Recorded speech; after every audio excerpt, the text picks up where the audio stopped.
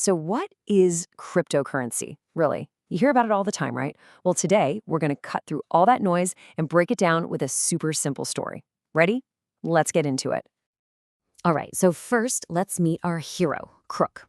Now, Crook is just a regular guy, probably a lot like you and me. And all he wanted to do was send some of his hard-earned money, or shells, to his family.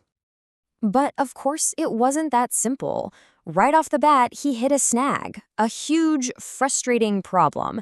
And honestly, I bet this is something that sounds pretty familiar to a lot of you, especially when you're dealing with, the old school financial world. So what was the big deal? What got Crook so frustrated? It all boiled down to one thing: his bank, the old way of doing things. Let's break down exactly what was driving him crazy. Okay, first problem, it was just so slow. I mean, painfully slow. All Crook wanted was to send his shells, his assets, to his family in Fishville. But the bank, it felt like they were taking forever. The whole thing felt like it was from like 100 years ago. And it wasn't just the speed. Oh no. On top of that, there were all these crazy rules. I'm talking endless paperwork, regulations, just so many hoops to jump through. It almost felt like he wasn't sending his own money, but that he had to ask for permission from some giant faceless machine. And then, the final nail in the coffin: the fees. Can you believe it? For this super slow, super complicated service, the bank was charging him a ton in commissions. Crook was literally losing a piece of his hard-earned shells just for sending them. He thought, there's gotta be a better way, right? So there he was, totally fed up, just scrolling online one night. And then, bam, he stumbled onto something that was about to change everything for him. It was a totally unexpected solution that seemed to speak right to his problem. What did he see? It was just a simple post. It said, "Move your shells fast without a bank." That's it.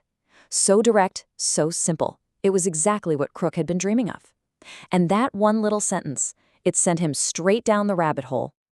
And his research led him to this incredible idea: a digital shell. So what is that?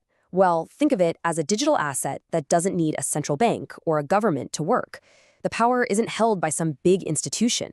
No, it's in the hands of the people actually using it, the users. And when you put them side by side, the difference is just massive, right?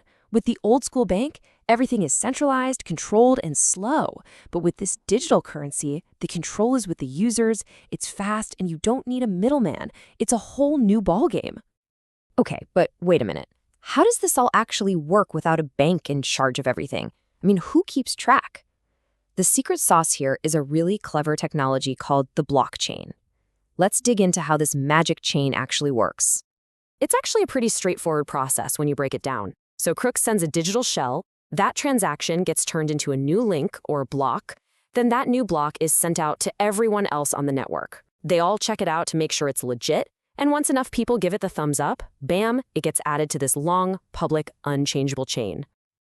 And this is what makes it so secure, because every single transaction has to be verified by so many different people. You can't really cheat the system. You can't sneak in a fake transaction. You can't go back and change something, because everyone else's copy of the chain would immediately call you out.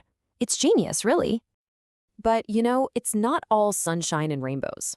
As Crook kept digging, he realized this exciting new world had a dark side. For every awesome opportunity, there was a risk hiding just around the corner. And these scammers, they're smart. They create these super flashy projects that look incredible on the surface, but underneath, there's nothing there. They get people all hyped up to invest their shells, and then, once they've collected a big pile, poof, they disappear, taking all the money with them. So finding this out really made Crook stop and think. The technology was amazing for sure, but the risk of getting totally scammed was very, very real. It brought up the most important question he could ask: how in the world do you explore this new place safely?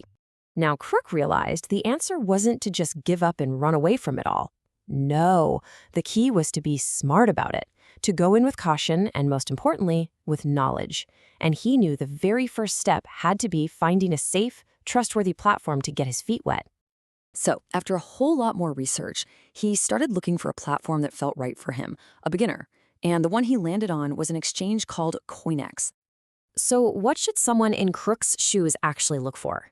Well, it kind of boils down to three key things. First, you want support and a community that you can actually understand and talk to. Second, you need tools that are simple and not overwhelming for a newbie. And probably the most important thing of all, a rock-solid reputation for being safe and secure. That was his checklist. You know, Crook's whole journey, from being totally fed up with banks to finally making that first safe step into crypto, it really holds a powerful lesson for any of us who are even a little bit curious about all this. And really, this is the big takeaway, isn't it? The world of crypto is just full of incredible opportunities, but, and this is a big but, it is not a get-rich-quick scheme. Think of it like a new frontier, and just like any frontier, you have to explore it with your eyes open, with knowledge, and with the right gear. Crook's story really lays out a pretty clear roadmap for us, right? You identify a problem, you do your homework, you understand the risks involved, and then you pick a safe place to start. This whole new financial world, it's already here. So the only real question left is, how are you going to explore it?